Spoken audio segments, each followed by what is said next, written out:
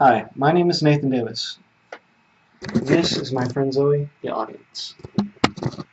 Today I'd like to talk to you about motorcycles. Whether you're environmentally conscious, strapped for cash, or looking for a way to spice up your morning commute, I think a motorcycle might prove the best option for your next vehicle. In recent years, cars and motorcycles have seen amazing technological gains with regards to their efficiency, emissions, and fuel economy.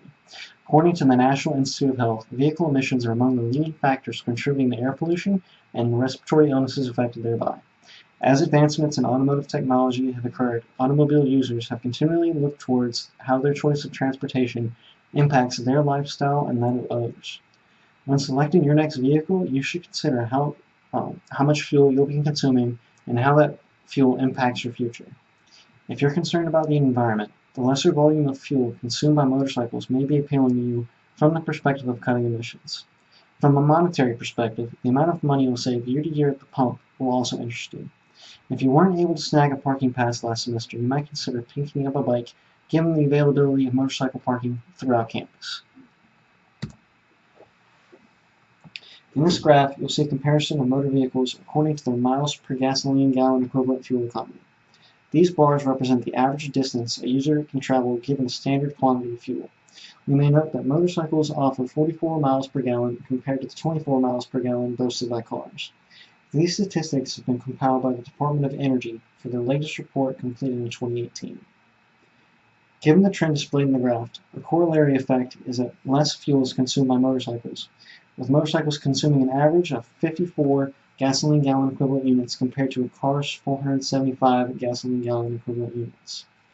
Given the average motorcycle consumes about a ninth of the fuel of the average car, it's clear to note that the yearly fuel expense of a motorcycle is drastically less than that of a car.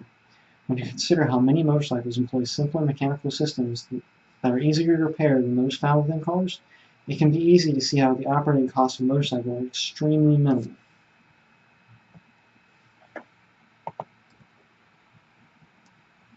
In comparing cars to motorcycles, it's important to note several stereotypes held in common by the public.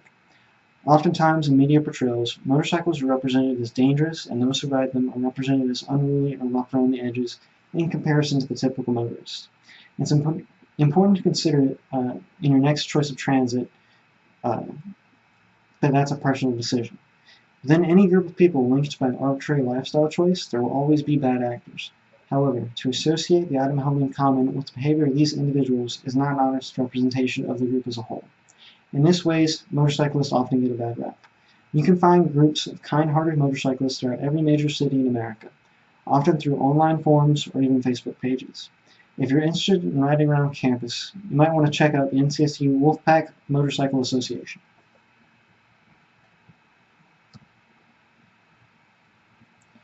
According to the National Highway Transportation and Safety Administration, motorcycle fatalities from 2008 to 2017 averaged around 40 to 100 deaths per year, accounting for 14% of the lives lost on America's roads.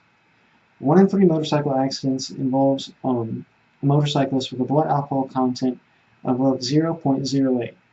This demonstrates that motorcycle accidents are more often linked to other lifestyle choices made by individual users. 3 out of 5 motorcycle fatalities are a result of a crash with another vehicle. According to the Insurance Information Institute, motorcyclists are 26 times more likely to be injured in an accident than car users with respect to vehicle miles traveled. However, these statistics don't take into consideration that motorcycles are typically used for shorter trips around urban areas which are more prone to accidents anyways. A common notion within the motorcycle community is that a rider is most likely to be involved in an accident between 500 and 1,200 miles under their belt. This is often explained by the notion that new riders are hyper-aware of their surroundings and technique, and are thus less likely to make mistakes because of that hyper-awareness. As they gain experience, they might become cocky and careless, shirking the lessons they previously learned. After a while, though, these lessons prove to be important, as they get more experience under the belt, and they have more situations that prove to them the importance of these lessons. Just as there are a multitude of car types, there are also several motorcycle types, each geared around a different sector of the community. Here, I've displayed an image of a cafe racer. These bikes are used for short trips around town and are analogous to sport cars. They're flashy and offer an aesthetic. as well as a convenient mode of transit for running errands around the city. Here's a touring bike. These are used for road trips. They often come with larger storage compartments capable of hauling materials for a trip lasting anywhere from an overnighter to a week. These are analogous to SUVs as they prioritize users' comfort. It's important to notice that the different variations of motorcycles each inherit their own benefits and drawbacks, with each riding form carrying with it its own unique risk. Typically, urban traffic is regarded as more dangerous than that found on rural roadways. Given the majority of motorcycles are geared around this short urban traffic, this can help to explain why statistics pertaining to accidents may be skewed. It isn't that motorcyclists are more likely to engage in riskier behavior than drivers of cars. They're just disproportionately more likely to travel along roads and environments that themselves are more likely prone to accidents.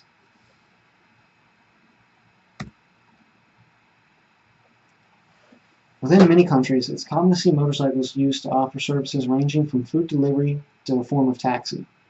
These trends are common given how restricted access to parking and storage is within their respective regions.